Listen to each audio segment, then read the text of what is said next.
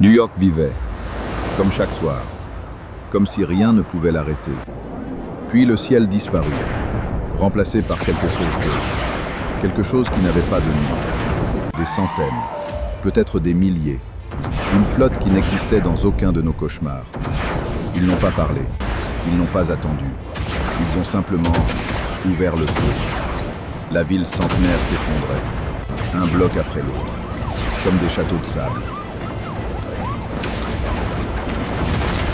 8 millions de personnes couraient, vers nulle part, loin de tout ce qu'elles connaissaient.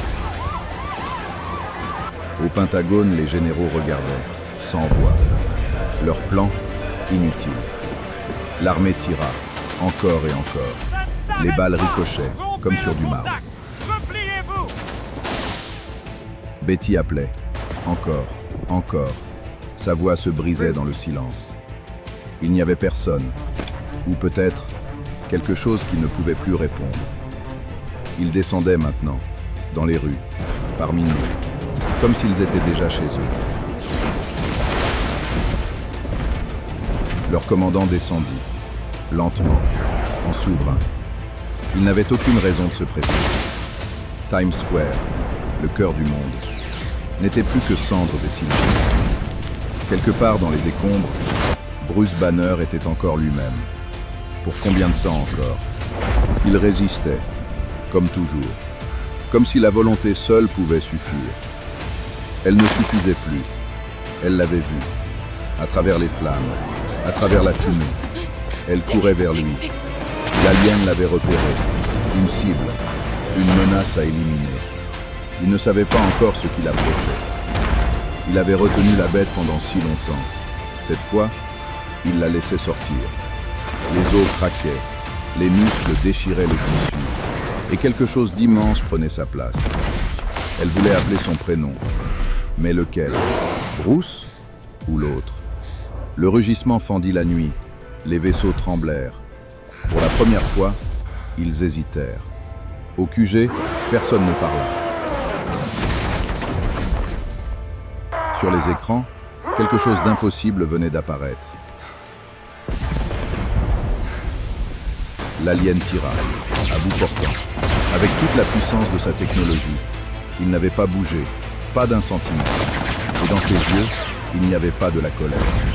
Il y avait de la certitude. Le premier tomba, en moins d'une seconde. Il n'avait même pas encore commencé. Il saisit l'alien et l'utilisa comme projectile. Les règles du combat venaient de changer.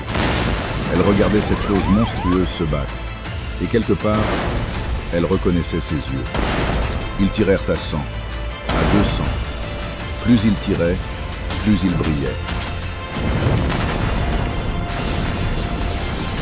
Le général n'avait plus peur. Il avait un plan. Utiliser la bête comme axe de résistance. Pour la première fois ce soir, les soldats n'étaient pas seuls.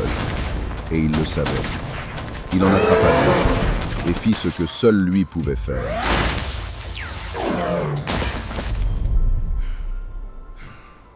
Le commandant alien regardait ses pertes s'accumuler. Pour la première fois, ils recalculaient. Ils envoyèrent tout, absolument tout. Ce que la flotte avait de plus redoutable. Il ne les attendit pas. Il chargea, seul, dans les centaines. Elle n'avait pas de super pouvoir, juste du courage. Et deux mains qui refusaient de lâcher. Il l'avait protégée, sans même qu'elle le sache, comme toujours.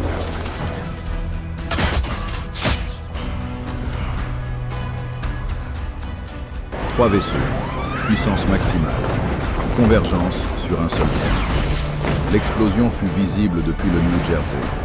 Le sol trembla pendant 10 secondes. Le silence. Ce silence-là ne ressemblait à rien d'autre. Il pesait comme une pierre. Au QG, personne ne parlait plus. Les écrans ne montraient que de la fumée. Elle fixait les décombres. Elle cherchait un signe, n'importe lequel. Un point, vert, qui poussait vers le haut. Il était plus grand, plus fort, plus brillant.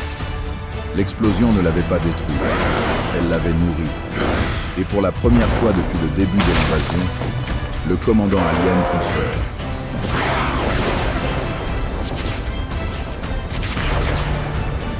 Il y avait eu des vaisseaux, puis des centaines, et maintenant, ça. L'ombre couvrit tout. Du pont de Brooklyn à Central Park, New York disparut sous la nuit. Sur sa passerelle, le commandant regardait sa conquête. Elle était presque complète.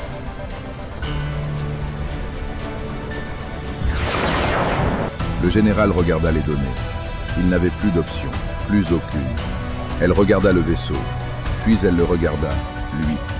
Et quelque chose changea dans ses yeux. Il regardait le vaisseau, pas avec de la peur, avec de la détermination.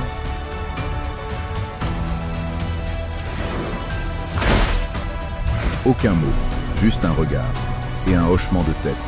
Ça suffisait. Il concentra tout, chaque atome de force, dans ses jambes, dans ses poings. Il sauta, vers le ciel, vers le vaisseau, seul contre tout.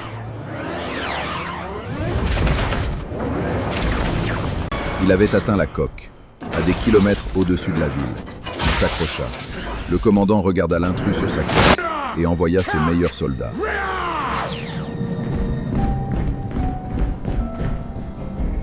Il les prit un par un, sur la coque, au-dessus des nuages, au-dessus de tout.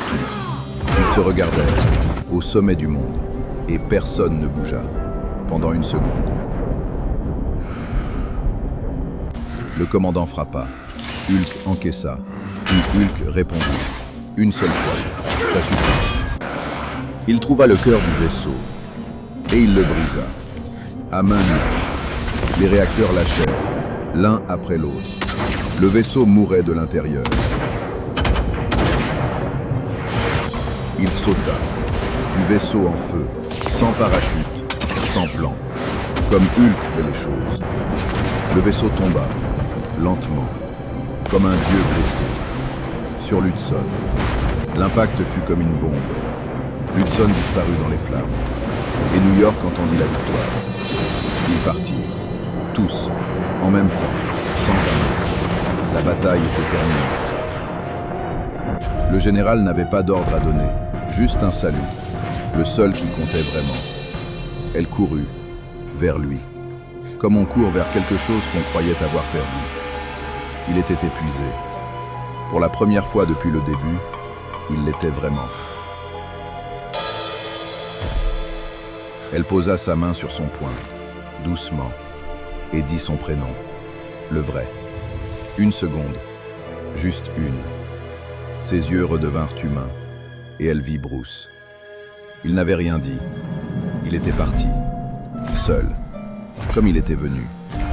Et New York se réveillait dans ses ruines, libre.